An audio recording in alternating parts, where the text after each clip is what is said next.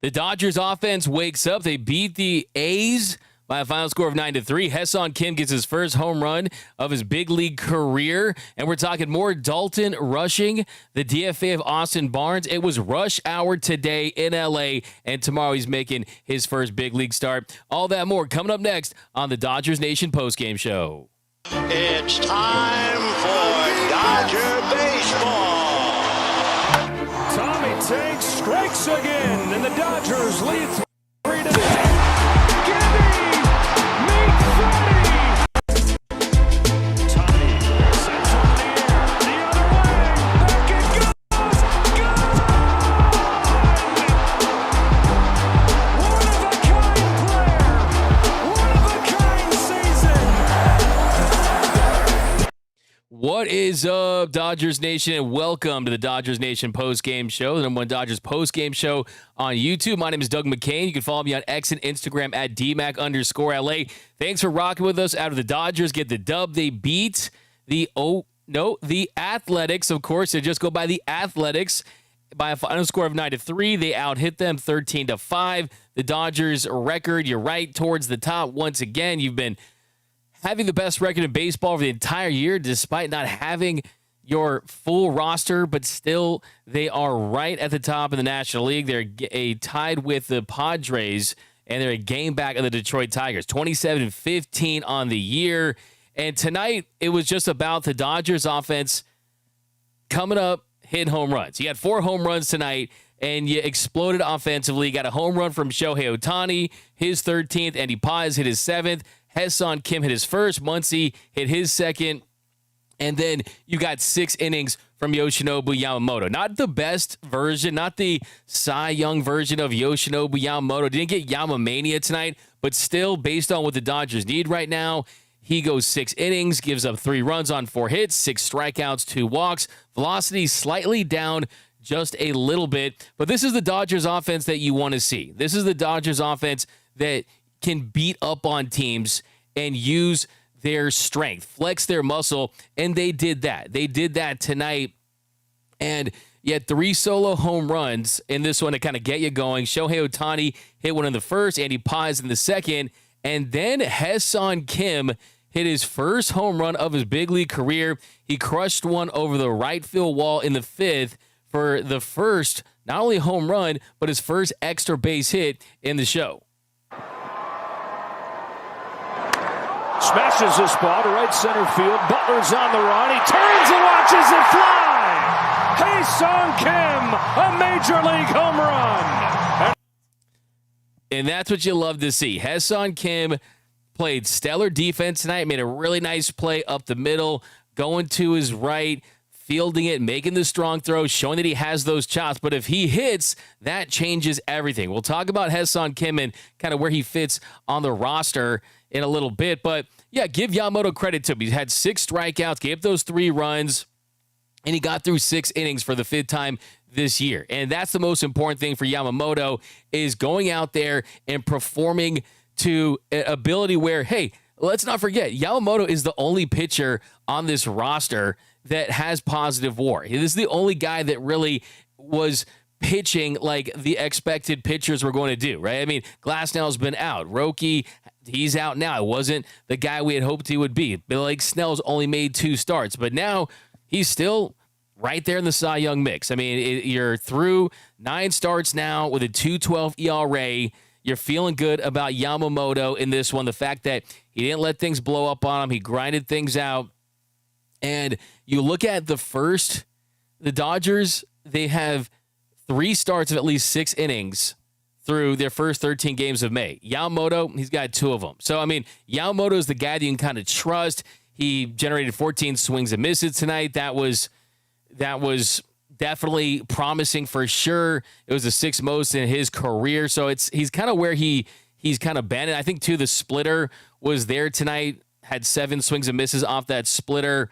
And the hits that he gave up a home run to Soderstrom, and that was on the curveball that he just kind of left up in the zone. It was a hanging curveball there in the 3rd inning, and then he gave up that RBI double to Miguel Andujar in the 4th inning. So the curveball really was the pitch that wasn't as effective for him. But still, I mean, the Dodgers offense, you give him run support. And he had been averaging 2.03 runs per game, which is the lowest for qualified starters in Major League Baseball. So he had not been getting that run support. And tonight he definitely did. And give Miguel Rojas some credit too. I like what I saw from him. The go-ahead run comes from Miguel Rojas in the bottom of the 6th inning, a 3-3 game. And Miguel Rojas, he goes up to the plate, gets a 2-out double that scored Michael Conforto all the way from first. And the Dodgers haven't had a ton of success from pinch hitters this season, but now Rojas, he's 3 for 3 in that pinch hitter spot. So, I mean, after what we saw today, no one is safe on this roster. So I think for Rojas, for him to come through in that spot and show some value coming off the bench is definitely big. And look, I mean, think about this. 9 starts right now for Yamamoto. This was the most runs that he had received in run support. 4 runs is the most that he's ever got, right? He doesn't ask for much. But you give him 4 runs, a good chance you're going to walk away with a victory. His team had generated 13 runs for him in his starts prior to that. I mean, you're looking at a guy that hopefully that balances out and you get a little more run support. And then you got some more runs later, some insurance runs. Kike, he comes up to the plate and he gets a base hit, gets a single. Then Miguel Rojas, he goes and gets a sac fly to get him to second, the 8th inning. And then Shohei Ohtani, he takes the intentional walk. Then Mookie Betts, nice to see him get a double tonight. He doubled, showed a lot of emotion, a lot of passion there. And that gave the Dodgers really the kind of the runaway. And then you're in a great spot after Max Muncy steps up to the plate after Freddie Freeman walked, and he crushes a 3-run home run to blow the doors off the game, blow it wide open, and give LA a 9-3 win. So, yeah, I mean, the big takeaways from this game itself, as far as how they played and just kind of the trends. First of all, Michael Conforto. Yesterday, Michael Conforto had his first 3-double game of his career. You guys were calling Michael Con 0 for Fordo. Yesterday was Michael Con 3 for 5-0 with 3 doubles. And then he's continuing to hit a 4-game hit streak now for Michael Conforto. In this one, Conforto, he went 1 for 4. That was promising. How about Andy Pages? He goes 3 for 4, had a walk, reach base 4 times. He's continuing to hit. He has not completely cooled down. He's productive. He looks like he's just going to continue cementing himself on this roster. But the biggest feel-good one tonight had to have been Max Muncy, going 1 for 5, had the 3 RBIs, had the home runs late. He had been 26% below league average this year. Max Muncy's another guy. Yeah, I think that he's going to be just fine. I think that he's going to turn around offensively. But after today, after what we saw with Austin Barnes, I think that everyone on this roster has to realize that this organization is not afraid to make a bold move. But let me know down below in the comments section, who was your players of the game? Who gets the Dodgers dog of the game? Because for me, I'm giving that Dodgers dog of the game to Hyeseong Kim. You get your first home run, you're getting Dodger dog of the game. Dodger dog of the game. And I think for him, the biggest key right now is just continuing to build confidence at the plate, because that was the biggest question. We knew that he was going to be a dynamic base runner. We knew that he was going to be great with the glove. It was, can you hit? Right now, Hyeseong Kim has a 360 batting average, a 360 on base percentage, slugging 480, a 138 weighted runs created plus. He's 9 for 25 plate appearances, has the home run, 3 RBIs, scored 5 runs, and has 2 stolen bases. Hyeseong Kim is here to stay. I'm here to tell you that.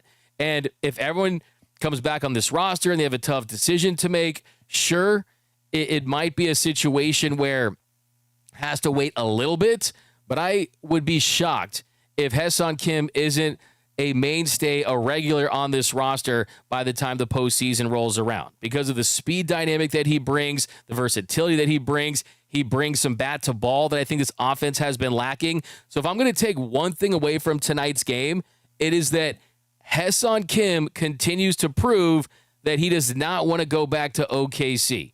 Okay?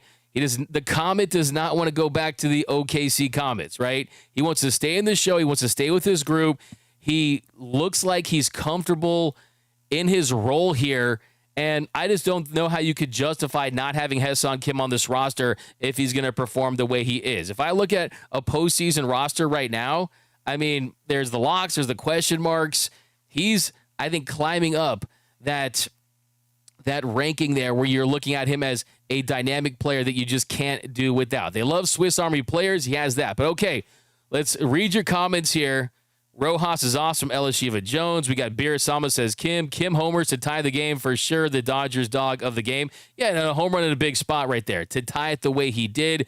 Miggy Rowe for Dodger dog. Mookie for Fireball. LOL. Yeah, look, Mookie has not been the same hitter this year. I asked Dave Roberts if him playing shortstop has impacted him at the plate. He tells me no. He says that they're not correlated, but he's not hitting the ball as hard. He's not barreling up as many pitches, but tonight to see him get an extra base hit, he has been more consistent of late. I'm willing to give Mookie Betts more time at shortstop and more time to see if he can get back to the MVP hitter that he was. Because the truth is with Mookie Betts, he has not been that MVP hitter that he's been throughout his time with the Dodgers. And sure, if you want to sacrifice some of that bat because he plays a premium position, and yes, defensive metrics, they take a while to give you the full story.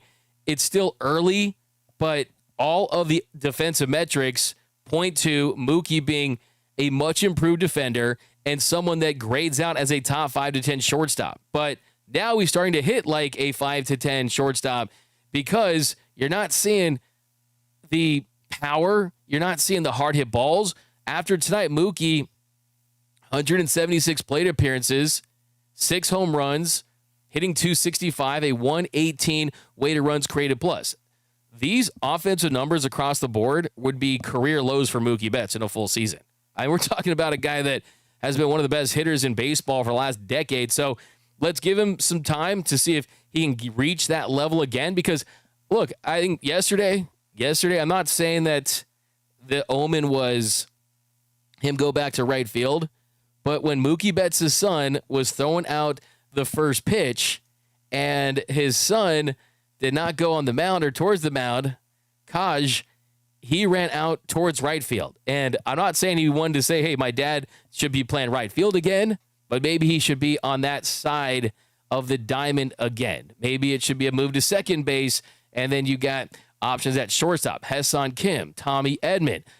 Third base, Hyeseong Kim, Tommy Edman. I mean, there's going to be some questions that they're going to have. And the big one today was about Austin Barnes and the DFA that no one expected. No one expected this DFA from Austin Barnes just because Clayton Kershaw is coming back this Saturday. And everyone expected, okay, it's Clayton Kershaw. He's going to get his personal catcher back. But let's not forget, Andrew Friedman was the guy that traded A.J. Ellis. And A.J. Ellis and Clayton Kershaw, they wept together. And sure, it's got to hurt, and there's no doubt about it. But I think that just thinking more about it, this probably made more sense to do it before he ever pitches with Austin Barnes. It kind of makes sense to do it now because then you don't have this lingering. So I think it did actually make sense when it all was said and done. So, look, I mean, Dave Roberts, he said that Clayton Kershaw is feeling good and that the arm is right and that it's just about the toe and the knee and everything cooperating. I think that you're going to get some really, really good performance from Kersh.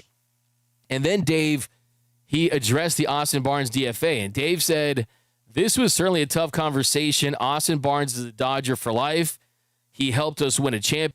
He addressed the Austin Barnes DFA, and Dave said, this was certainly a tough conversation. Austin Barnes is a Dodger for life. He helped us win a championship, caught the last. Guys that have been on this roster for long periods of time that realize that, hey, the Dodgers are going to do whatever it takes to put the best 26-man roster together. And if I'm not producing, I could be gone. I could be DFA'd. I could be traded. And I think you'll look at the bottom of this roster, the writing is on the wall for Chris Taylor at some point. Because if I asked you, is Chris Taylor one of the best 13 position players in this Dodgers organization?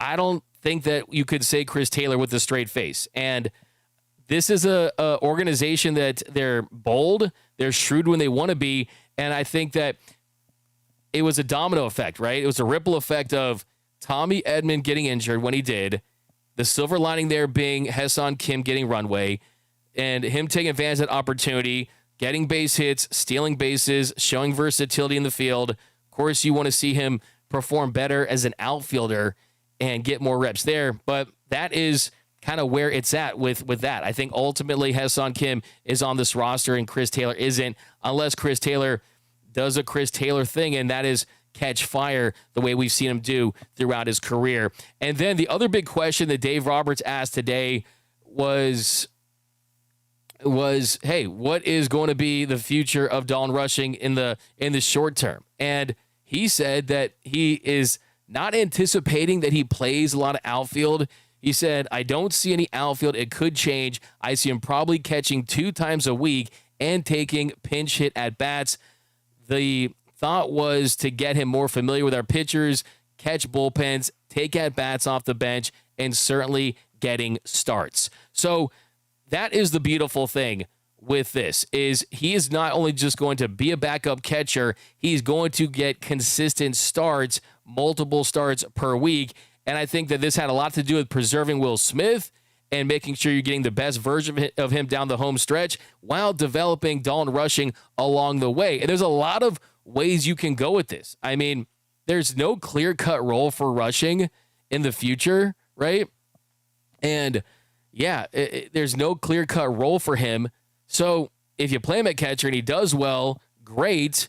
Then you have the conversation of, do we have a position change for anyone, right? So that is kind of where that's going to stand. And we know that it's going to come down if he can hit. If he can hit and Will Smith hits, they're going to find a way to make it work. And we talked about it on today's show about seeing him in the outfield potentially. He said no. Things change in this organization. Things change in this organization, right? So I would not cement that. I definitely would not, for sure.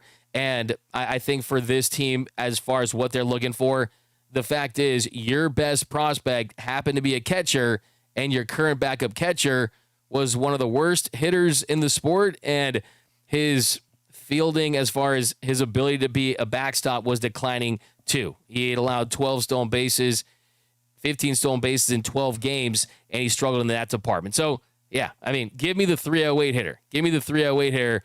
And I don't think this to me, it's not even really that bold of a move. I think it's a no-brainer. I really do. This is not some rushing roulette or anything like that. I think this was an absolutely sensible move, and I love it. I love it. And only thing that I could say else is if I had it my way and it was solely about trying to win the World Series in 2025, today is Star Wars night, I would go full Senator Palpatine and go Order 66 and do what must be done eventually and do it immediately with Chris Taylor, knowing that you want to develop Hyeseong Kim as much as possible, so that way he's more difficult. Comments here. Give me your takeaways. We'll talk more Austin Barnes tomorrow. Kim is a keeper. I like that. That's from Hustler398. I love that comment. A little comment of the show.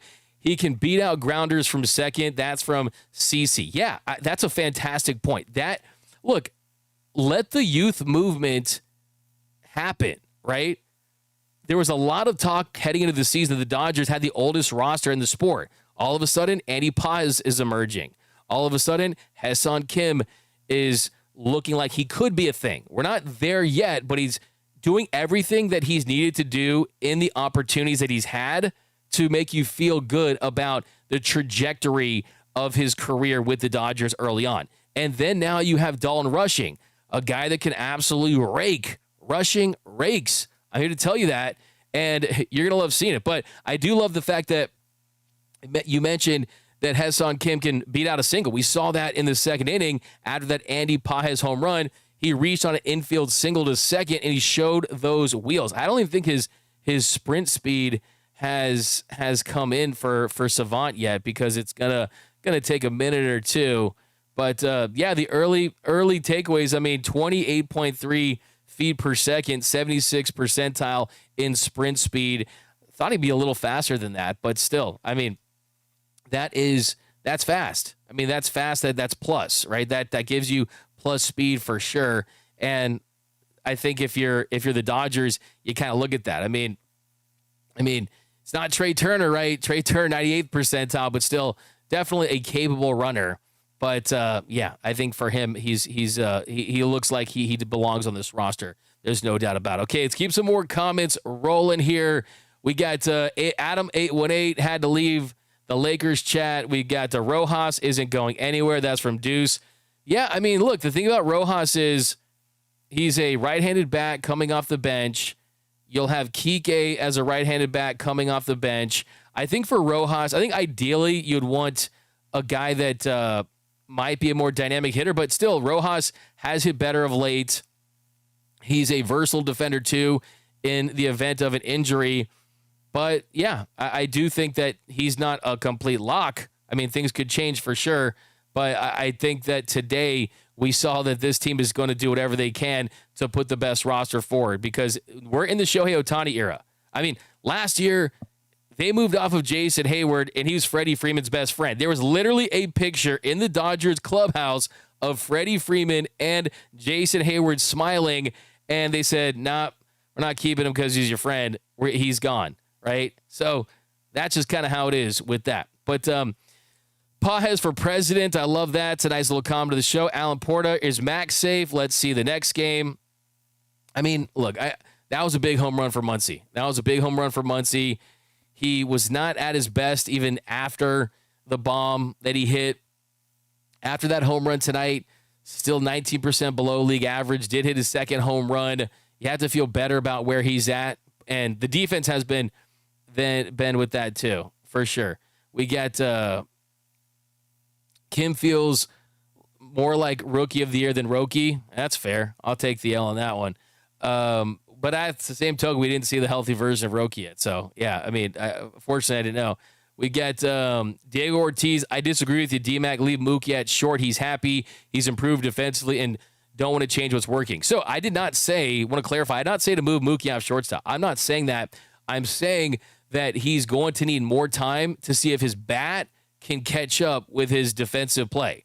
Because the truth is that the way that Mookie Betts helps this team the most is by being a top 10 to 15 hitter in the sport. Right now, he's not doing that. So you don't want to just have him at shortstop because of the novelty of that, because he's a guy that's 31, 32, moves in from right field to play shortstop, especially when you have other guys that can play that position. It's all about how you can get guys to produce at their highest level to help you win baseball games. So I think for now, for sure, I'm not against it. I think the most important thing is the more he does this and the more comfortable he gets, I think maybe you see him take less time in his shortstop preparation, and then he starts to kind of be less stressed out there because it's so natural and second nature from him that he kind of gets back to being the Mookie Betts that was an MVP level hitter at the plate. I'm just trying to tell you what the numbers are saying, and they're saying that he's not an MVP player at the plate for sure right now, but still, he's still really, really good, and he's going to really help this team. Of course. I like that. George Dalton has a role in Rush Hour 3. We've got some more here. Comment of the day. Is my Wi-Fi messed up? Hopefully it's not. Seems okay on my end. But we got a good win, timely hitting late. Looking forward to seeing Rushing. Sorry to see Barnes go, but it has been time to go for a while. Needs to continue to win series games, and getting healthy also plays. D. McDonald's from Mostly Claus. We've got Bobble Leg Day for Kim coming soon. That's a fire take. That's a comment of the show. Yeah. We've got what happened to the Facebook group. I guess it got clapped because a lot of people are doing crazy things in there. So there you go. We've got Tom V. I still think Rojas is still recovering from the injury. JRJ, are the Dodgers going for Paul Skeens, guys? Yeah, that's it's not happening right now. Dave John, HSK is the comment of the show. Wow, that is definitely the comment of the show from David John. I respect that wordplay right there. You know I love that. Gonna give you some of that. Let's give you we'll give you a comment of the show for that one for sure. I like this from Corey Hyeseong Kim. Yeah, you guys are killing it for sure. Is it T-Mobile data? Let me see what's going on the Wi-Fi here, and then we'll jump back into it. Conforto is coming around, and Pages is still seeing a lot of good hits. Absolutely, that part of the order is certainly doing what they need to do. Blauke, Dave Roberts is loyal to the old veteran guys and only wants to throw cold water on the young guys whose time is now. Yeah, look, I mean, I think for Austin Barnes, we've kind of talked about it all day at this point, but look, I appreciate what he did. By the same token, this was overdue. And look, it's not so bad, right? Vince Cully, he called your first hit. You won a couple World Series. You made over $17 million in your career. You caught some of the best pitchers in the history of the sport. But unfortunately, it was time to move on because you have a more talented player with a higher upside that can help you win baseball games. And then now, I mean, you have a guy that you're not hopefully going to lose too much production with at the plate with the stick with him out there. So, yeah, I'm all for it. I love what he did. Whenever he got Game 6, 2020 World Series, all that awesome stuff. Got the hit on Blake Snell. Led to Kevin Cash taking the ball out of his hands. But the truth of the matter is yeah, he's not a plus player right now for you, and you have to start the process with Dalton Rushing at the big league level. By the way, Dave Roberts already said that Dalton Rushing is going to be in the lineup starting tomorrow in a planned bullpen game. So get ready. You know we love a good debut, and that's what we are seeing tomorrow. So that's going to be very, very exciting. Dalton Rushing getting his first start as a Los Angeles Dodger. And we'll talk more about it tomorrow on Dodgers Dugout Live. And we'll continue to break it down. But Austin Barnes, you DFA'd. We love you. Pour one out for good old Barnesy tonight. Pour out the good stuff. Let me know what kind of beer you guys are going to pour out. Some Pacifico, some Modelo, some OE.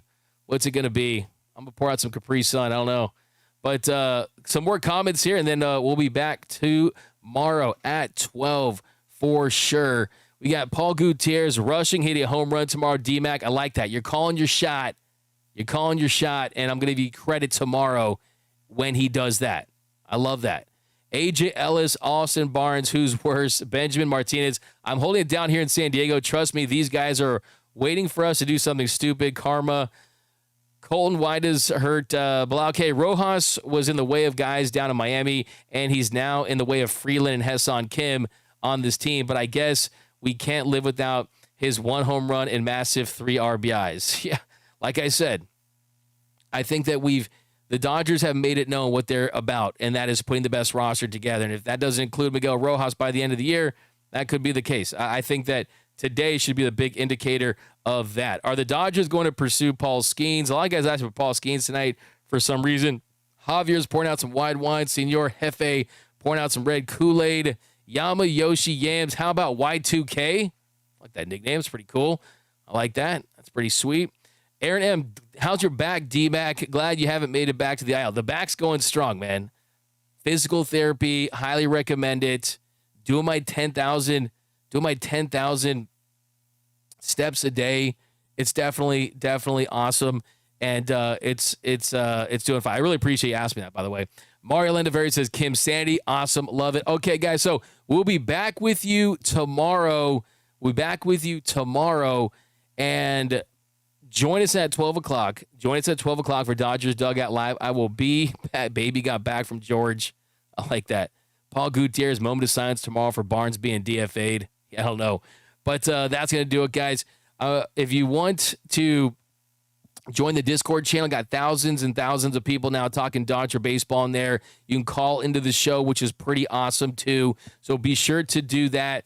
And look for the breakdown. I'm going to break this one down later. Look for those highlights on the Dodgers Nation YouTube channel.